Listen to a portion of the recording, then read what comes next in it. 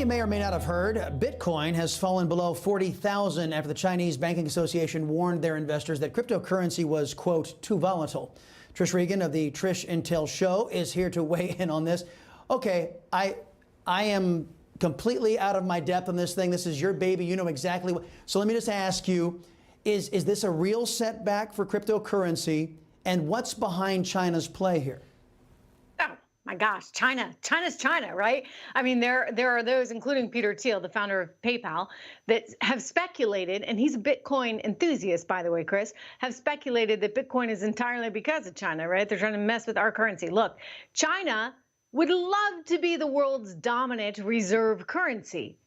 It's not going to happen, at least not in the near future. Let's keep our fingers crossed because, well, China's China, and who the heck wants to trust their money with China? I mean, digital yuan, forget about it, right? I mean, they have a digital yuan, but I wouldn't exactly be so enthusiastic about that because, one, they're tracking every single dollar you spend, every quarter you spend, but also they're going to be able to take it away should they want to. So China has its own sort of agenda, if you would, in this entire cryptocurrency realm. And yes, they may be trying to hurt Bitcoin and hurt other cryptos, saying, well, financial companies should not accept these. And we're not going to work with financial, this is the Bank of China, by the way.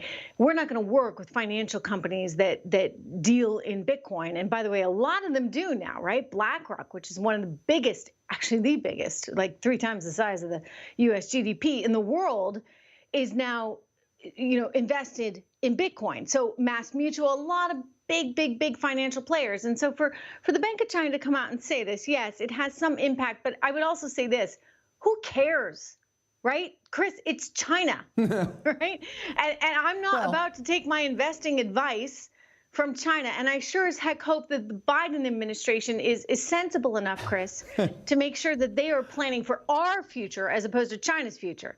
So I don't really take it with too much credibility, if you would.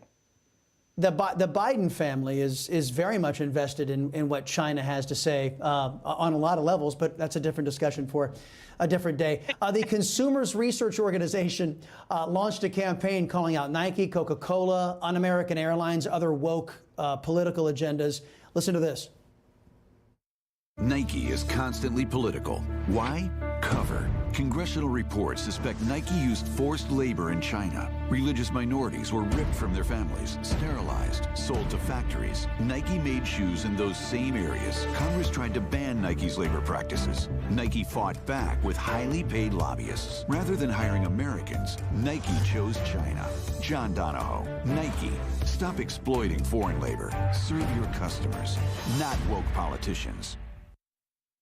See, to me, this is the pendulum swinging hard back the other way. Conservatives are pushing back against the economic warfare from Major League Baseball, these other woke companies. There's a reason why businesses in the past stayed out of politics, because it's always been bad for business. What do you think?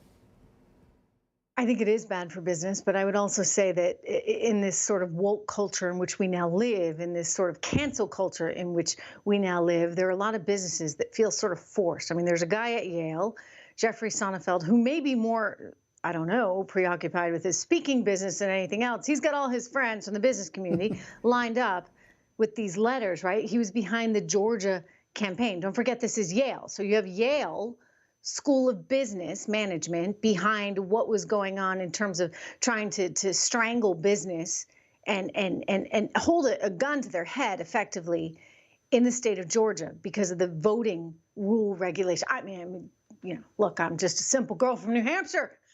I kind of think that maybe you ought to show an ID when you go to vote. I mean, you have to show an ID to get on Delta plane in Georgia, right?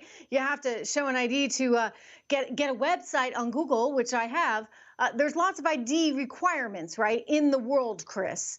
And that's just the way it is. And for people to say that this is somehow voter repression or suppression, come on. I mean, so there's an orchestrated campaign from some very left woke politicians that are behind this. And I think it's about time that the right stand up to it. And I'm glad to see that, because somebody has to say something. People have to come out on the other side of this right now. Otherwise, business as we know it, the economy of the USA as we know it, will cease to exist. It's either we're going to go back to normal, we're going to have, conservative airlines and liberal airlines, and we're going to have conservative movie theaters and Democrat socialist movie theaters. I mean, it's either going to come back together and we can have an apolitical business environment in this country, or it's going to split apart. We'll see where it goes. But Two Chris, stories I want you to sink your teeth in. That people are willing to actually say, look, I'll stand up for my conservative values. I mean, one of the reasons why all the polling has been so off is people are afraid because of this woke environment that we're now in. And so I'd like to believe there could be conservative and liberal. There can't be, not in this environment. Everything is sort of done under the radar, I think, in terms of conservatives right now. They're afraid, and they shouldn't be. And this is where we need to sort of end this, because enough is enough, right? People need to stand up for what they believe in, and that's America. Yeah, I think a lot of people are getting really ticked off over this environment. Two stories I want you to sink your teeth into. Cancel culture is coming back to bite leftist Chrissy Teigen. She faced major blowback after she harassed underage girls on Twitter. Actually did a lot worse than that, telling them they should flat out kill themselves. Now her cookware is being removed from stores. Also, you got a Spanish politician from Spain locked out of his Twitter page because he basically stood up for science and said that men can't get pregnant because that's, true. And that's being deemed hateful by Twitter. What do you think? What kind of world are we living in?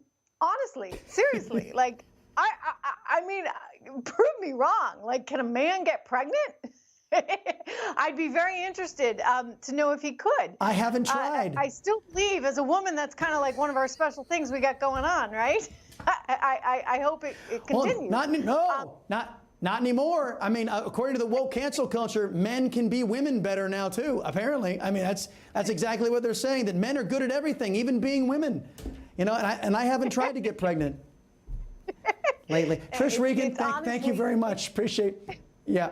We got to scoot around out of time, but hey, I'll talk to you next week. Right? Yeah. Yep.